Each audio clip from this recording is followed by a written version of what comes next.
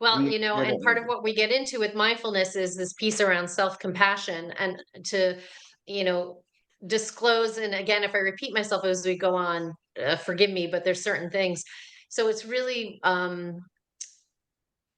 the mind that I grew up with inside of me before I started doing mindfulness and meditation and such. And years in, with lots and lots of practice, I would call it my head was full of gangsters, in that I had the most unforgiving, judgmental, brutally mean mind for myself. Full disclosure, I don't often necessarily come out and say that, but I'm recognizing that because of what my internal world was like, mindfulness for me as well, I did yoga and meditation, but I learned all these as a science, and I learned them as practices that you try, and then like a scientific experiment, what's its impact on you? And its impact over the long term has been amazing. Um, I'm much kinder to myself. I will get to a section in our 10 steps for applying the mindfulness into our speaking. In truth, it gets applied everywhere. But in this, I will talk about how to be your own BFF, or your best friend forever. And even if you've got those parts of you that are nasty, the teenagers in your own head, we all got them. I have them in spades. There's ways in which you can learn to actually be with those parts of ourselves in very kind, accepting ways. It's like we integrate more and more of ourselves. That's going way beyond what this session is going to cover, but I'll touch on these, right? Great. Yeah, so there's all different types of mindfulness and meditation practices. They in some sense lead to different things. And Susan, it's delightful. Yoga Nidra is one of my favorite things. For those of you that have no clue, we're not covering Yoga Nidra here, but just to give you a little teaser on that one, it really takes you through systematic steps of deeper and deeper relaxation inside of you, ultimately enabling you to be present with yourself at different levels without reacting. So what I always assume in a gathering, and we're in a shared space now, and we're about to officially start in about a minute, is that there's a lot of wisdom in the room. So I'm here to lead you. I have a lifetime of experience and more than 30 years, very specific training around mindfulness meditation and the paths of that kind of alignment for ourselves.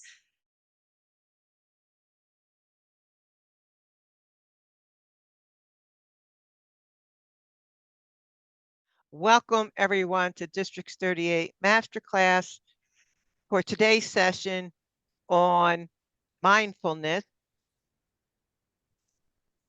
And I would like to introduce our facilitator for today, Dr. Bena Long. She is a member of the ETS Toastmasters Club for about 3 years now, I believe. However, she leverages 20 plus years of executive coaching, training, and speaking for Fortune 100 and 500 companies, serving leaders at Merrill Lynch, Bank of America, Wharton Executive Education at Aristide Institute, and across industries. She holds a PhD in organizational development with a specialty in mindful leadership, applying meditation, embodied practices, and mindfulness in a modern scientific context. With monk-like dedication, Dr. Bena Long has logged more than 10,000 hours of meditation and related practices, an author of peer-reviewed research, including publications of the Routledge Companion Series on Mindfulness and Leadership, and Routledge Companion Series on Leadership and Change. She is currently offering her expertise as an online coach in lifestyle and leadership. Please help me welcome Dr. Bena Long. Thank you. Thank you, Anne, and thank you everyone for being here. I'm going to start a little dramatically because I want to draw us into the purpose. We call this presence and poise.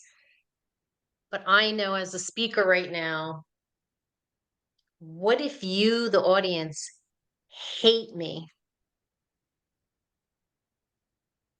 I'm already thinking all the ways that you are criticizing me. I know because I've got all those criticisms inside me, but I know you're probably thinking it too. You're going to criticize me through this whole thing. Worse, you can tell I'm nervous. These are really common things that all of us have. What's interesting is that our brain, something called the anterior cingulate cortex, don't ask me to repeat it. All of those thoughts that we're anticipating is part of our brain and mind's way of trying out the future to see where things might go as we try and control. We all do it. We do it in different degrees and ways. So I want us to hear a quote. There are two types of speakers, those who are nervous and those who are liars. Mark Twain. Now, I say this knowing that I've partnered with a lot of professional speakers that were amazing. And I don't think they were ever nervous, or at least that's what I thought. So while I was nervous every time I'd get up, the path of mindfulness actually helps you to relax, uncouple your self consciousness enough that at some point you actually are more and more relaxed when you're presenting to people. We still have nervousness, but what Mark Twain wasn't exposed to are these type of practices that help us to gain the ability to shift from our self judgmental focus to really how we're serving those we're speaking to or presenting to. Well, I see most everybody's on screen. So if you can be on screen, I invite you to be here with me so I can see you and you can see me. And so what I'm going to offer for all of us to do in this moment is literally, I have the grid up. Usually you can go on the upper right-hand side of your screen, there's view. If you only have speaker view in this moment, I want to invite you to go on to the view that's got the grid where everybody comes up. If you can do that.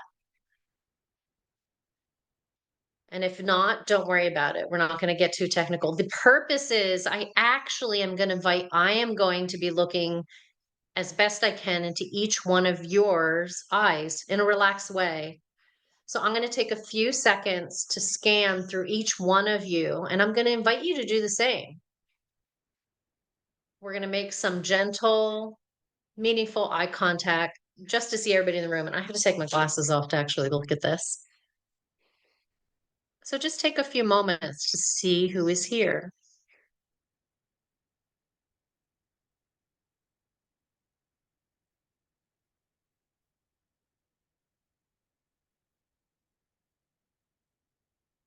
Well, welcome everyone.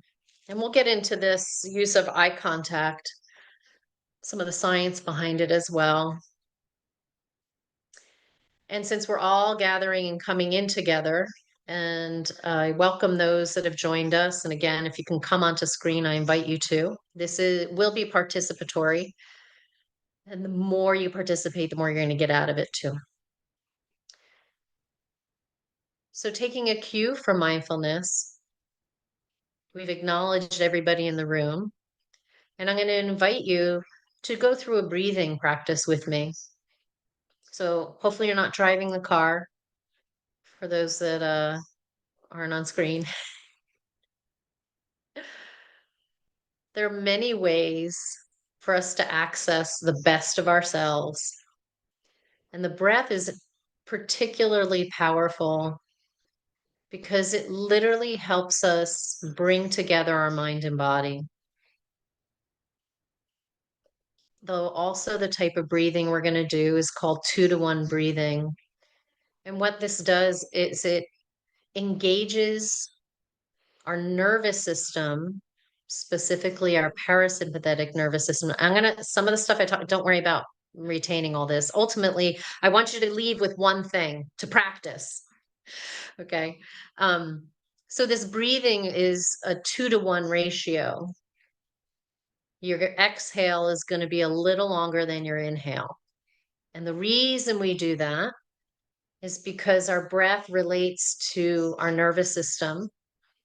And if we lengthen our exhalation, we engage a part of the nervous system called the parasympathetic nervous system. This part helps us rest, digest, and really enjoy things. So together, I'll invite you, just get a general sense that you're inhaling and exhaling, just so you know the body actually knows how to breathe. We don't have to do anything and the body does it for us. So I'm not asking you to do any massive changes here. The only thing we're going to do is that when you come to an exhalation, you're going to invite it to be a little longer than your inhale. So I'll do it to a count, even though your breath pace is going to be your own. This is a general idea. When you inhale, 1, 2, 3, 4. Then you exhale, 1, 2, 3, 4, 5, 6, 7, 8. Now, for some of us, that's going to be absolutely too stressful. I can tell you when I first began this path, my breath rate was around a count of 2 in, 2 out. So if your breath counts are really, if it feels like, oh my gosh, I'm pushing it, do not. Whenever we work with breath, it's very important that you always work within your body's capacity. Think of your breath as a cross between an infant and a teenager. What happens when you push either of them? So we don't want to push our breath. So we want to find, this is why I say you just want your exhale to get a little longer than your inhale, up to twice as long. So we'll do it again just a few more times. And then later in the program, we'll get into this a little bit more. If it's comfortable for you, I'll invite you to close your eyes for a moment. Just note that you're seated comfortably in a safe space, you're secure. We're here together, offering our time, energy, and wisdom. And just get a sense of your body, maybe the air upon your skin or feeling your body in the seat. And then notice your breathing. There's no right or wrong way for noticing. Maybe your ribs are moving, maybe the belly's moving, maybe the back as you breathe. Maybe you feel the sensation as it flows in and out of the nostrils. Whatever works for you, notice. And then after you inhale, just allow your breath as your exhale to go just a touch longer. Never push, never force. It's just be easy, just a little coaxing. And then continue with this pattern for a few more breaths. You'll feel your inhale come in. And then as you exhale, just imagine or feel it going a touch longer. If you like using numbers, which I would only suggest in the beginning, you can count your breath.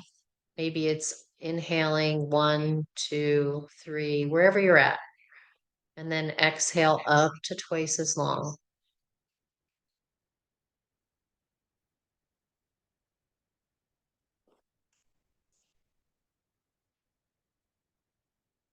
Keeping your eyes closed, you're going to bring your palms of your hands up in front of your face, a few inches up in front of your face. So your eyes are closed, but your hands are in front of your face, a few inches in front. So there's space between your face and your hands. And then you open your eyes. So the first thing you see are the palms of your hands.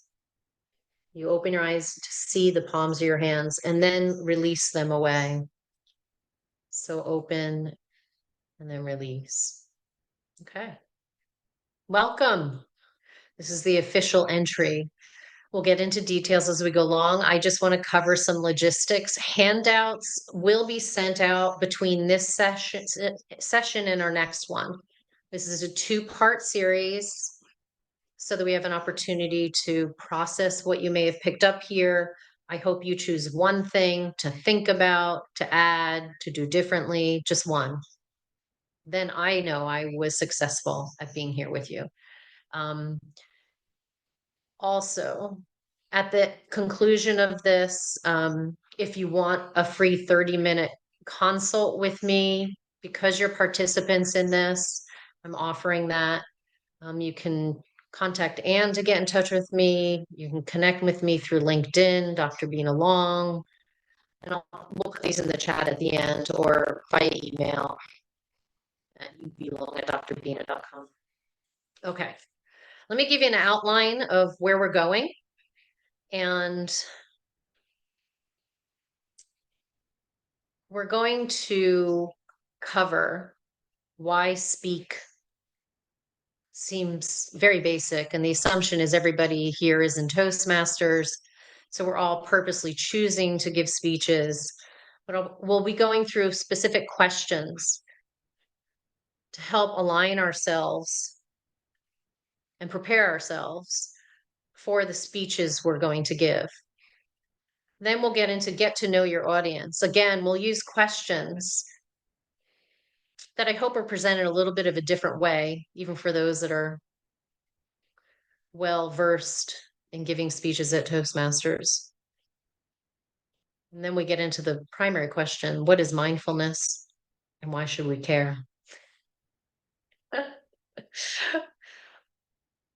Following that, presence and poise, 10 steps. We're going to go into how do we use our body. If you don't know about the power pose yet, we'll cover that and some others, and nonverbals. Did you know most communication is nonverbal? 2, body mind integration using breath. You got a little bit of an intro of it right now. 3, body mind integration by working with our thought and our direct experience at the moment. It's a practice in accepting what's here. 4, how do I be my BFF, my best friend forever? Practicing of self-compassion and how that shows up, especially for those of us, and many of you in the room probably aren't in this space, but if you are, I came from a really horrible inner world in the sense that I really did know how to effectively torment myself. Rumination, all the bit. We all have degrees of it. Okay. 5. How to make effective eye contact. And in this environment, that's a little dicey. But nonetheless, we'll get a little into the science about that, mirror neurons and so on. 6, how to see and be seen. Oh, wait, it's the human connection piece. I don't know what it'll be like in the next 2, 3, 5, or 10 years, but for now, we're still communicating human to human in some way. 7, being centered in yourself. So this is where we start pulling together body, mind, and spirit. And I think there was a question here about spirit, which I don't necessarily go into, and I like to keep it very practical. So we will, because spirit runs what is above, so below. Okay. 8, create shared space. And this is all as a speaker for you when you're out there. How do you create shared space? 9, we're almost there. Connection over content. So if you haven't got the gist of it yet, this is exactly what I'm doing. There's tons of content I can give you. I mean, literally, I've got 30 years and I'm a research geek and all the rest. But really, the connection's more important. The information will come as we go through. And 10, the most important, why do you even join Toastmasters in the first place? Because you want to enjoy speaking. Okay, that's our outline. I'll do my best to stick to it. So Before we go any further, I am just going to invite, since we're actually a nice size group, um, if you're open to, I know we had some people introduce themselves. I'll just ask you to briefly say your name and what state or city you're from and how long you've been in Toastmasters. Raise your hand, either literally raise your hand, or Anne is going to invite you. All right, let's start with Chris Poole. Thank you, Chris Poole. I am a Toastmaster for just over 19 years, celebrated my anniversary last month in April, and I live in Sheboygan Falls, Wisconsin. Thank you, Welcome. Chris. Thank you. Welcome. Welcome, Chris. Susan Lynn. Hi, everybody. I have been in Toastmasters for 1.5 years, and I'm here on the central coast of California. Terrific. We are delighted to have you. Sharon Smalls, rather.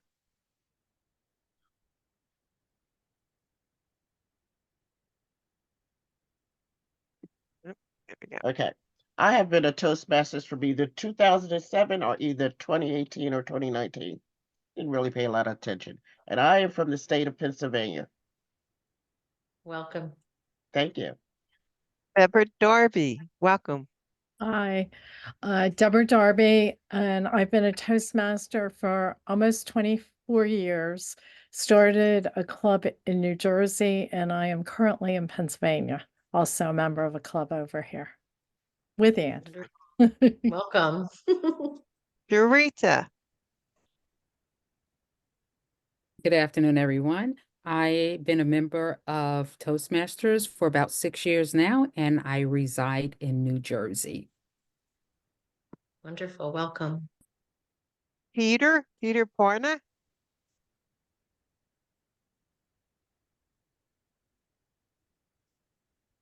Sorry, just trying to get off my mute. My name is Peter Barna. I was born and raised in Hungary and currently reside in Yardley, Pennsylvania. And I've been a club member about a year and a half. Fantastic. Welcome. Oh, Vidisha Tadadar. Yes. My Vidisha. Good afternoon, everyone. This is Vidisha. I've been a Toastmaster for about 7 years, and very proud to say that Anne and Bena both are members of our club in New Jersey. It's a corporate club, and I live in Pennsylvania. Wonderful. Good to see you. Same here. Welcome, Andrew Hayes. Andrew. Hey, based out of New Jersey, been in Toastmasters about 10-ish years. Wonderful. All Welcome, right. Andrew. And Okay. I am Mhm. when I am Ann Golden, and I've been a Toastmaster since 2015, so that's like 9 years. And I hail from Bentown, Pennsylvania. Great to be here. Wonderful. Thank you, Anne, and thank you all for being here. So we're going to begin with the first question. Since we're all Toastmasters, I will make the assumption that my audience, you dear human beings here with me, have a speech coming up. If you don't have a speech coming up, that you are getting ready to prepare yourself to think about the possibility of doing the speech that will be coming up. Make sense? Okay. So we're gonna proceed with this idea that you have a speech coming up. And what we're looking at is we're gonna start with why speak? I'm gonna pose some questions and I'm gonna invite some participation. I'm going to say the question twice, give you a chance to think about it. I'll talk a little bit about it. And then I want, because of timing, we probably have time for each question, one or 1 to 2 people to actually present something as well. First question is, how do I feel about giving this speech? Are my thoughts helping or hindering? How do I feel about giving this speech? Are my thoughts helping or hindering? I'll repeat it one more time. How do I feel about this speech? Are my thoughts helping or hindering?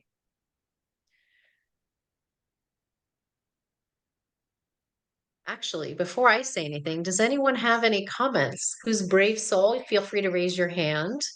How that rests for you.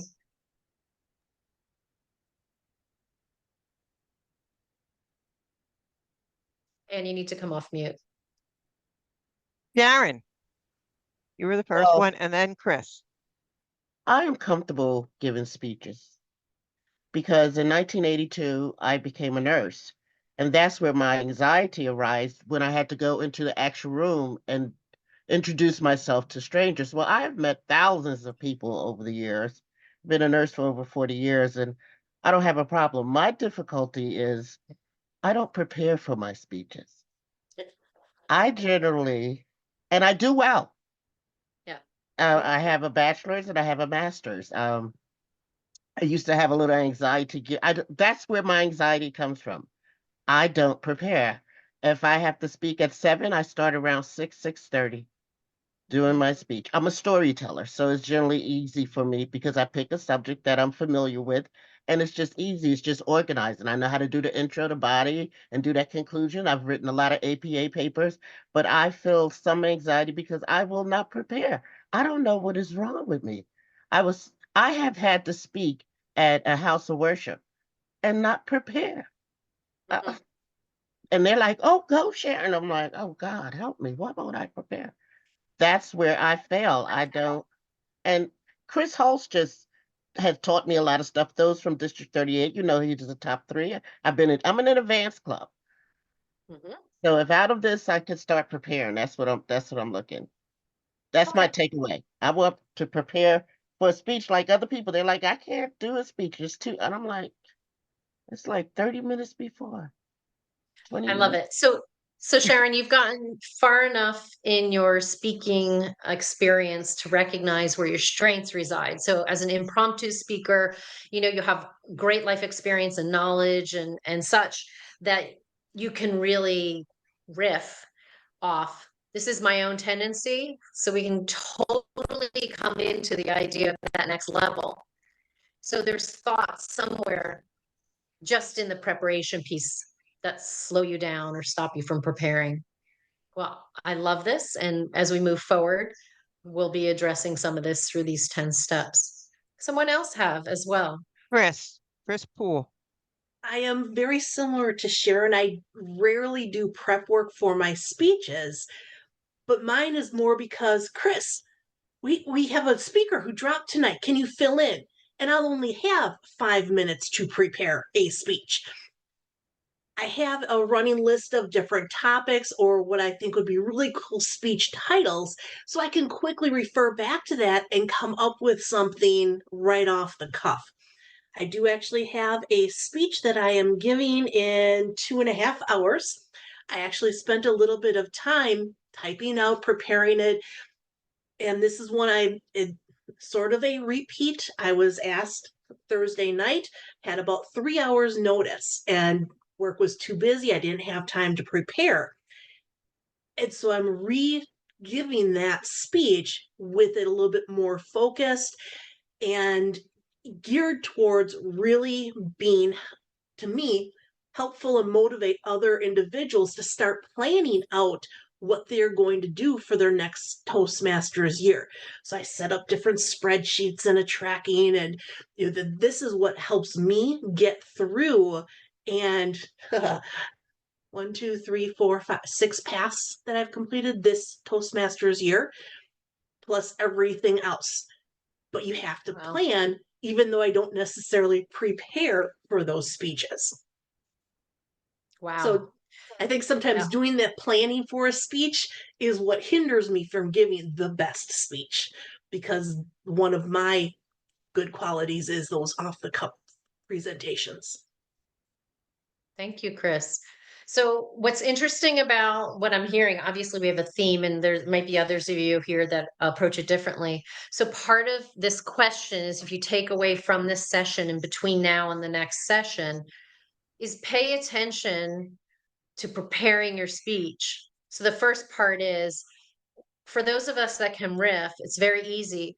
But what I would encourage you to do is purposely prepare a speech that you're going to repeat at least twice. Because when you repeat something at least twice, you are forced to pay attention to what's really working and what's not, to how your audience is really responding. And it's like when we use if you don't, using the video recorder to run through it for the first round and then listening to it and realizing, oh, that piece isn't going to work, or I'm heading off too far here. So when it comes to a mindfulness piece, at the essence, what I'm asking you to do is, as Sharon and Chris pointed out, they already know the points where they have some difficulty. So I'm going to ask you to engage in that difficult activity and just notice. What do you say to yourself? Where does your mind go? How does your body feel? And we'll get into some of the techniques around that. Just accepting that you do that, but I hear the desire for doing it differently. So that means we have to be patient and first just see what we're doing. Fully accepting whatever those thoughts are coming out in whatever ways we may hinder ourselves. Okay, question number 2. And this may have already been expressed in some way. What are my personal challenges and how do I overcome them? So I think Sharon and Chris also went straight to number 2 almost, right? So what are my personal challenges and how do I overcome them? What are my personal challenges and how do I overcome them? Rita?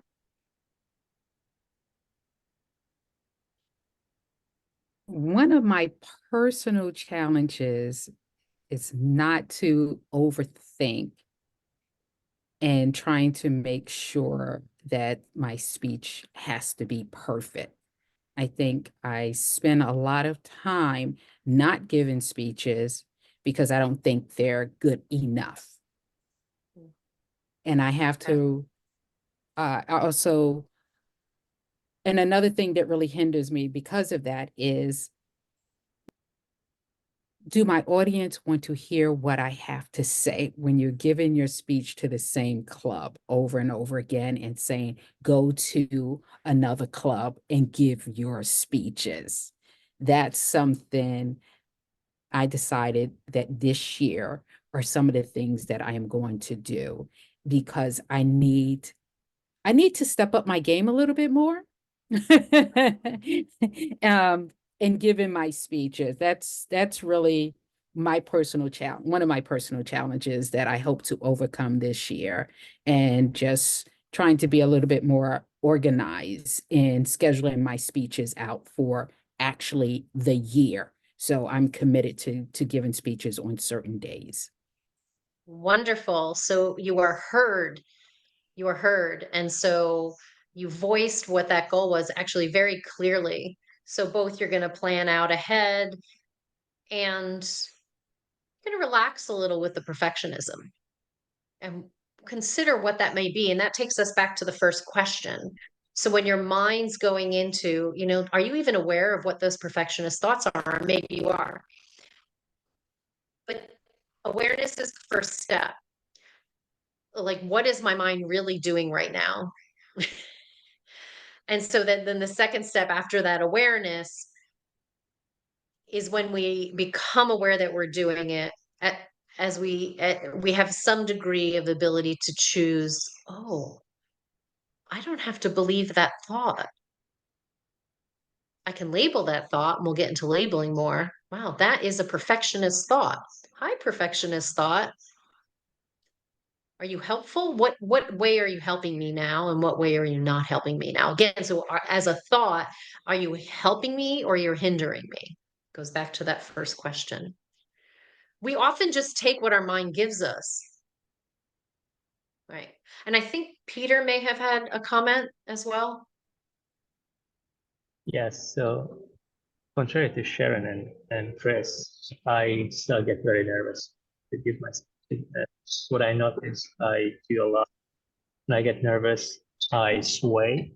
So my body has that nervous energy, and I need to channel it. And the way I do that is by swaying.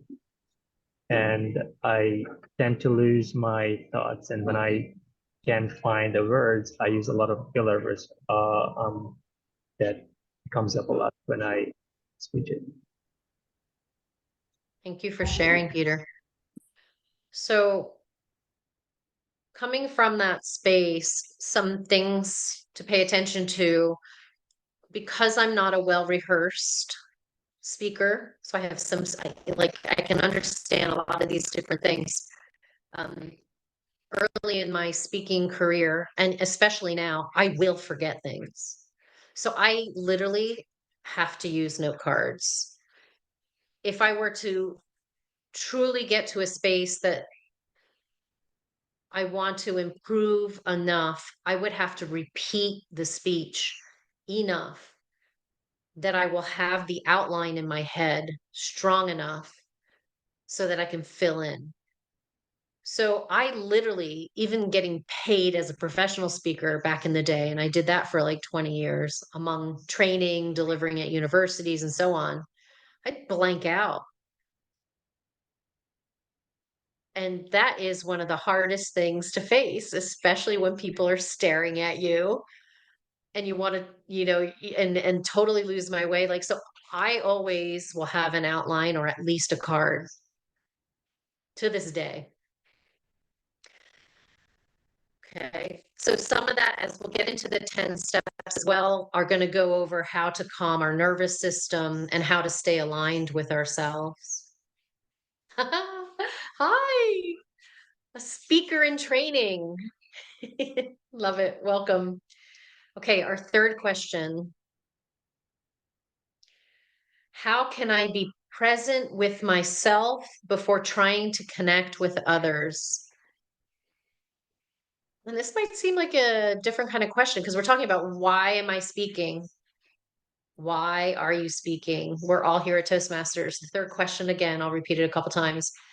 How can I be present with myself before trying to connect with others? Correct. How can I be present with myself before trying to connect with others? And I don't know if you do this.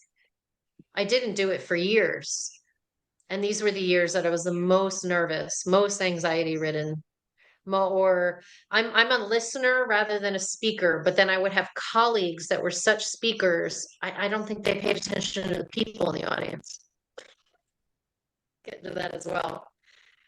How can I be present with myself before trying to connect with others? Kim? You mean Chris? Yeah, I'm sorry. All right, just making sure. I think part of how I am interpreting this question is, am I prepared? Am I focused? Am I in that frame of mind that I'm so excited that I want to be here? Because when I am not ready and in that frame of mind, I'm not going to connect with my audience because then it's a chore to have to be there. But when I'm excited about it, then I'm able to do that connection. That my Thank interpretation. you. That's a really lovely example. I mean, I can give you the example of the other side of that. So there were years or times I'd be showing up for clients giving speaking. I was nervous. I was paying more attention to, are they going to take me as credible enough? I am not making any mistakes. Do I have my facts right? What if I forget? And that is not helpful, any of it. But we do it. So is there anyone else that has ways of interpreting this? How can I be present with myself? Go ahead. Anne, did you want to go? I'll give it a try. I'll give it a try. Being Okay. present, where I'm always nervous before I give a speech, whether I prepared, and since I've been in Toastmasters, as I've become older, I also need cue cards. My memory's not as what it used to be.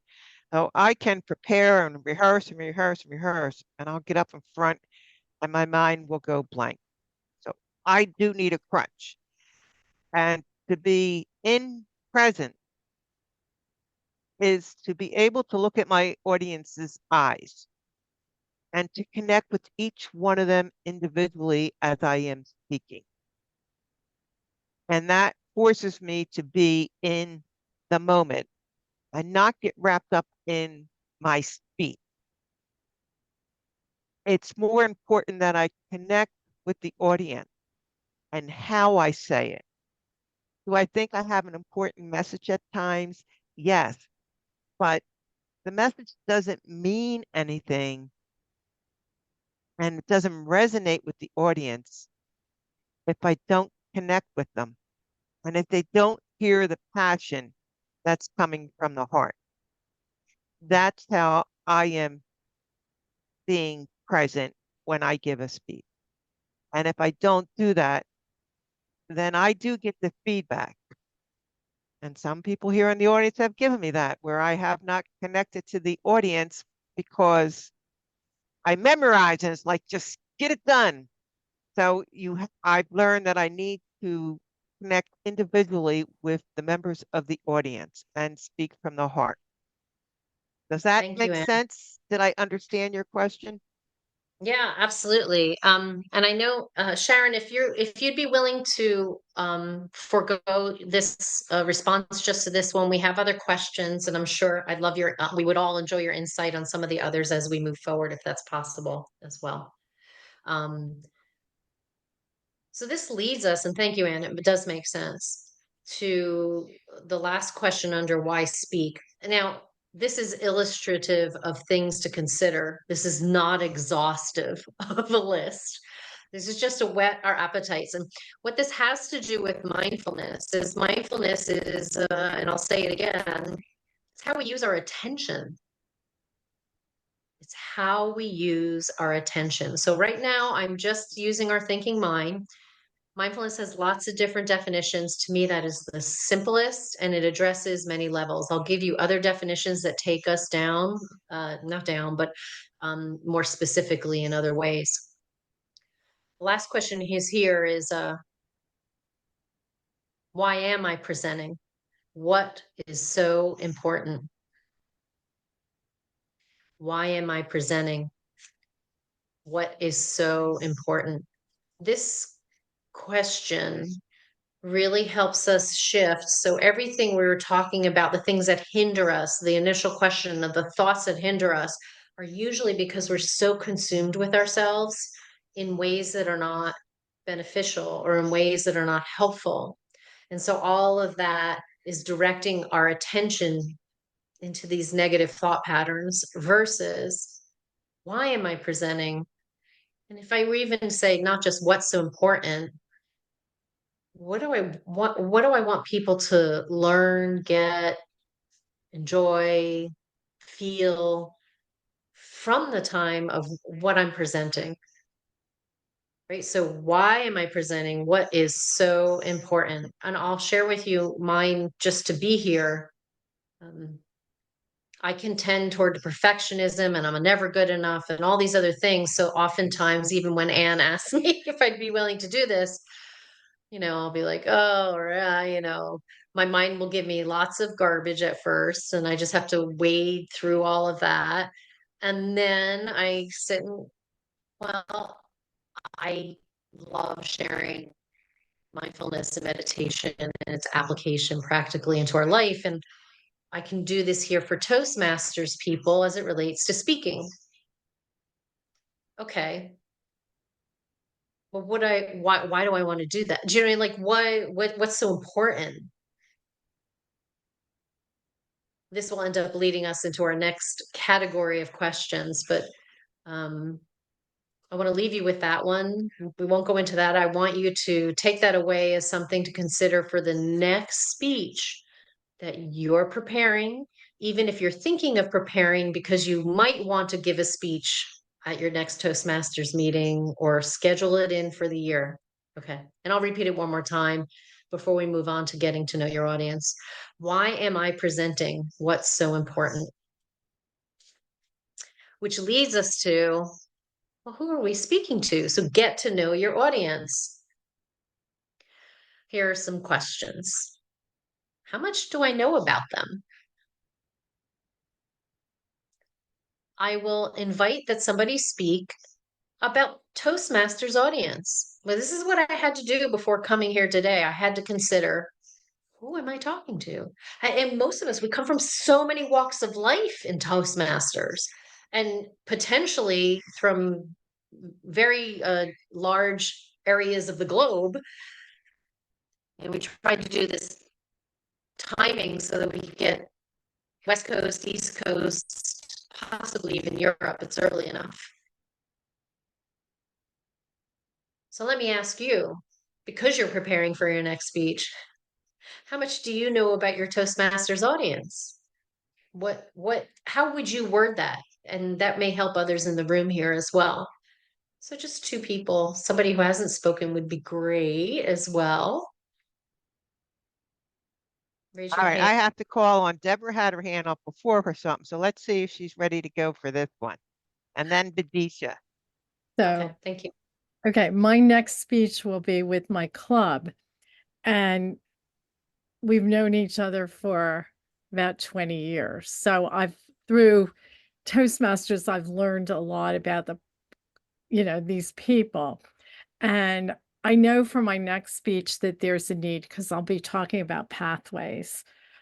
And the first time I gave the speech, I tried to do it live, which is never a good idea. But the interesting thing was I achieved a goal anyhow, which was to generate interest and have people call me to set up one-on-one sessions. And so even though it wasn't how I would have liked to have been, it was still successful in achieving the goal. And I think I censor myself a lot.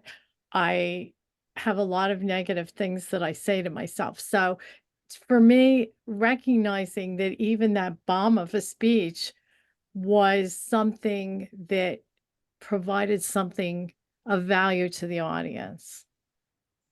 Mhm. That Yeah, thank you. And so did you feel, I want to ask you a follow-up question on that. Because you knew them for 20 years, when you go in, like, how would you describe the audience? What would the words be to describe maybe characteristics of who's sitting in the room? diverse, just everyone comes from very different places. Um, What was your I don't commonality? mean, but they all have a desire to improve themselves. There you But go. sometimes it's not all that strong, and sometimes it's hard to find what's motivating them other than the fact that they've been together and they're drawn to come to the meeting. Some of the people don't want to give speeches, others want to give a speech every time. So it's really interesting. What's their commonality? I think Um, you said it though. I yeah, mean, you just I said think they're that's it. interested in growing in some way. I Yeah, yeah, don't remember the exact, but yeah. they're enjoying showing up. Mhm. So And they're probably enjoying the community. Mhm. absolutely. That's wonderful. Thank you. There was someone else. I think Vidisha was next. Was that right, That's Anne? right. Yep. Badisha's next. Okay. I'm going to talk about two of my experiences. One is regarding in my Toastmasters club, how much do I know my audience? I, yes, there is diverse set of members, but most of the members I know are going through the same anxiety that I go through before giving a speech. So I know that that is one common thread which connects us all. We all want to improve, we all want to go up on that stage and speak confidently. but we are all going through that same nervousness, same anxiousness. And when I talk to my audience, I feel that somehow through my speech, through my story, I have to convey that I was where you are today, and it didn't happen in one day. And my journey is not over. I have to go to some place else, which is my destination. But it is really important that we start, we know our weaknesses, and we work through them. Nobody's perfect. We work through it, through the journey. So that is one set of audience. And the next one, which I'm going to talk about, is I also give technical presentations. So there, the audience is very different. It is people who may have read everything and are ready to challenge me at every word that I speak, or people who are just, why is she up on the stage? We can get all this knowledge from any training session. I mean, there's a different set of people, but standing in front of them, and that is what the Toastmaster experience helps me to do. Standing there with confidence, talking in a way which tells them, which conveys to them, yes, I am very thorough about what I'm going to speak, and I will do that. And and putting it in a way that incorporates what the audience is looking for. I'm giving a technical presentation because I want to convey something important to them, build that story so that it is of interest to them. Even when they are trying to pose different questions or put it in a way to bring me down. Yes, maybe I don't know the answer right now. I'll come back to it. So that confidence which I build from my Toastmasters Club is what I use in other forums where I take. It's just that I don't show them the nervousness, the all the anxieties and everything that I have at the back of my mind when I'm talking to this audience. So that's about me. Thank you, Vidisha. Thank you. That's wonderful. Deborah and Vidisha both really, and Anne sharing, in some ways have taken us through the next questions. The next one that we do is, how much do I care about them? I'm not going to ask for any comments, but this is really important. And I'll say this again. How much do I care about them? Say it one more time. How much do I care about them? In my own journey, this question, when I first used to give talks, I didn't think about this at all. Not at all. I was just, I got to show up. I got to give them the information. I got to, I'm giving too much information. I'm like, I got so much to give. I'm cramming it down everybody's throats. And I really didn't think about, "Ooh, do I care about them?" This actually becomes really important for choosing for whom we speak to. And for anybody who's an entrepreneur on here, so this especially starts becoming really important to consider if these are clients or customers. You got to really love them in the sense that you care. So why not the same for us as speakers under any situation? Now, there's a way to love everybody, quite frankly, but that's for another day. The next question is, what difference can I make for them? What difference can I make for them? Now, most of my life, I'm just so self-critical, I couldn't even answer this. And even if somebody were to ask me this today, I still get flibbertigibbet. Just not used to speaking. And for some of us, we're not used to actually speaking about what we do and how we help others and what this speech and so on. For those that are comfortable with that, no problem. But it's worth to consider, how can I make a difference in this particular case? I know I have, decades, multiple decades worth of experience in applying mindfulness and the process of meditation in so many scenarios and in speaking and messing up habitually in speaking. Okay. The next one is, do they really just want information from me, or do they want to feel something? And I think Badisha actually alluded to this, which was very helpful around, she's presenting technical, but she's creating stories. And my sense is it dovetails with these words. Do they really just want information from me? Or do they want to feel something? I think there's a phrase, I don't remember who said it, people won't remember what you said, but they'll remember how you made them feel. It's really true. So if we do that, the next question is, what do they want to feel? Now, I assume when I come into a room and I'm talking about mindfulness, people want to feel good, or they want to feel calm, or they want to feel their mind quiet down a bit, or maybe a little bit more relaxed. These are assumptions I make. And we'll end this session, and I'll invite you to take you through it, because our next session, we're going to go through the full 10 steps, okay?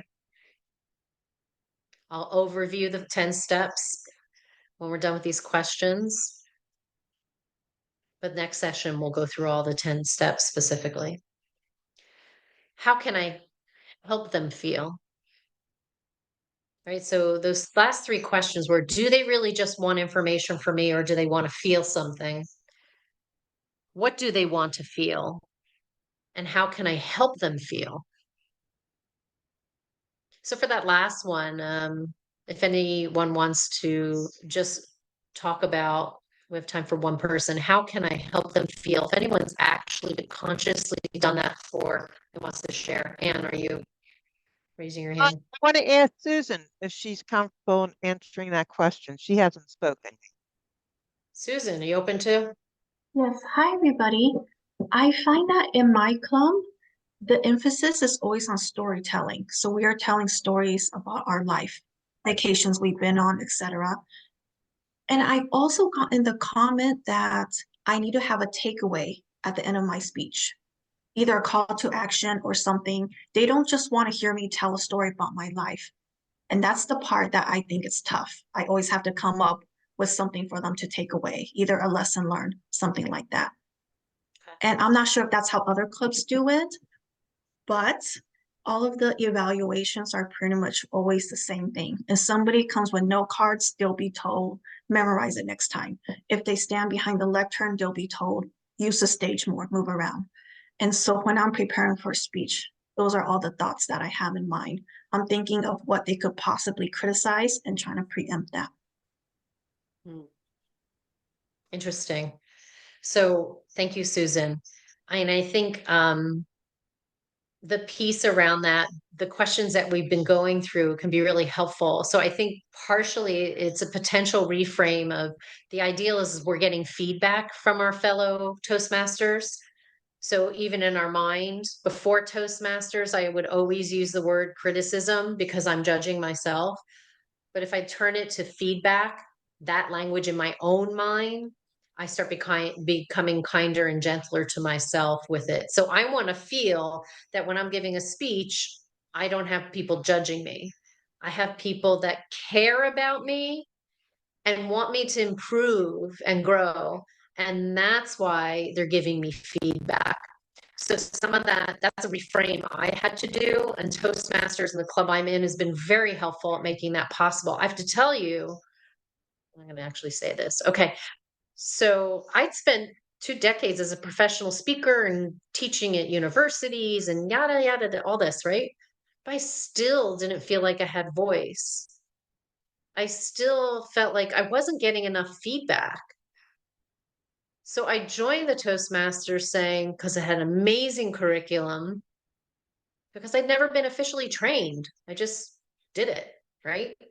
Successful at it, but not to myself, right? There were subtleties and things that I wanted to improve and understand. And so being in the Toastmaster meeting, when I'm speaking, I want others to feel comfortable. If I'm the evaluator, I want them to know that I have their best growth and concern for them in mind. So I hope those are some of the things that you can take into yourself and bring to your club as well. Okay, believe it or not, we have less than 5 minutes. So what I want to do is I'm going to reiterate for us the 10 steps that we will specifically be covering on my 10-step sheet, right? Can we find it? And have us, actually, I don't even have it in front of me. Sorry, guys. For the 10 steps, here it is. This is hopefully between now and next time, you take these questions and utilize them to create your next speech in your Toastmasters, or at least think about them. I've presented a breathing practice. I'll encourage you to use that just moments before speaking. The whole thing about 2-to-1 breathing is I don't want you practicing it all the time. It is on purpose, just if you feel like you're winding up. If you don't feel yourself winding up, don't do that 2-to-1 breathing. So we've got a breathing practice, but our 10 steps, and we're going to go into these more deeply. How do we bring our body to our speaking? Oops. Sorry, and something came up. All right, let's do it again. If those don't know power pose, we're going to get into some research around that. Body mind. We already integrated a little bit of the breathing. Body mind, we're going to name what's in our head. And I'm going to take us through a short 2-minute right now. How to become our best friend, make effective eye contact, see and be seen, centered in you, create shared space, connection over content, and enjoy it. So I'm going to invite us to be quiet, and I'm going to lead us in a little bit. This is intended to end in like a minute or two. So if you do have to leave, I understand the recording will still be there. If you have questions, I think Anne, you have their I'm assuming Anne will be able to just send them my contact information through their signups. I'll make that assumption. Okay, so let yourself be comfortable in your seat. So what does that mean? You're in your room. I just want you to look around for a moment in the secure space you're in. Notice what's in your environment. Maybe even notice the temperature of the air. Make sure your feet are on the ground and that you're in your seat in a way that you just let yourself rock back and forth a little bit so that you can feel your seat really settle. Allowing the gravity that helps us connect to the earth, which we are. Our physical body is all earth, right? So really reconnect with that. And then invite your eyes to close for a moment, and we'll just go over this this breathing. So we just start by noticing that the body breathes. What I mean by noticing the body breathing is, what do you feel? Maybe there's parts of your body that are moving as the breath comes in or as the breath goes out.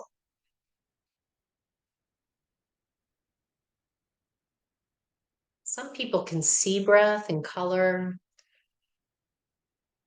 You may feel the temperature of the breath as it goes in and out of the nostrils. And just lightly paying attention. Your mind will wander away. It's what it does. You just bring it back. Get really curious about your breathing. You don't have to change it. Just breathe. The body already does it.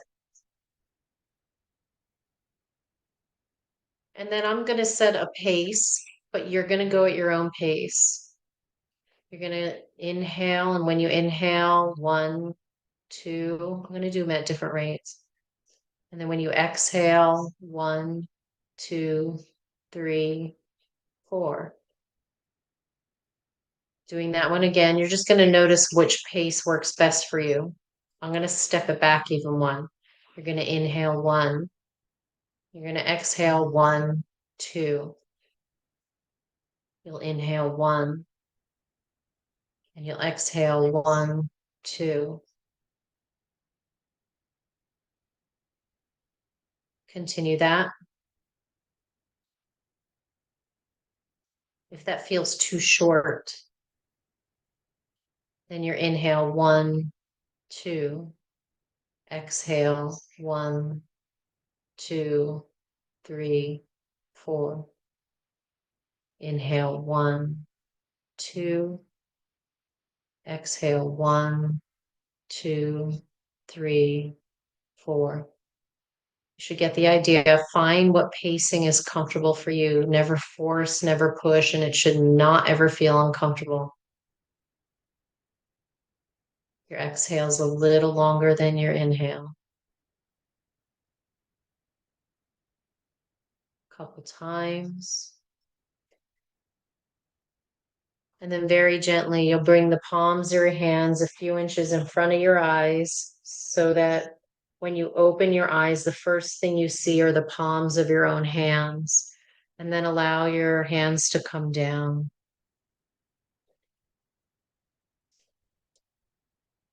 Presence and poise is a journey. So I give you some techniques here, some things to think about. When we come back together again in about, I think it's 2 Sundays from now, we'll go through the 10 steps. There'll be more techniques and more opportunities to engage with one another and share. Thank you for sharing your wisdom. Thank you for being here. I'm grateful for this opportunity. And thank you, Anne, for offering this to all of us.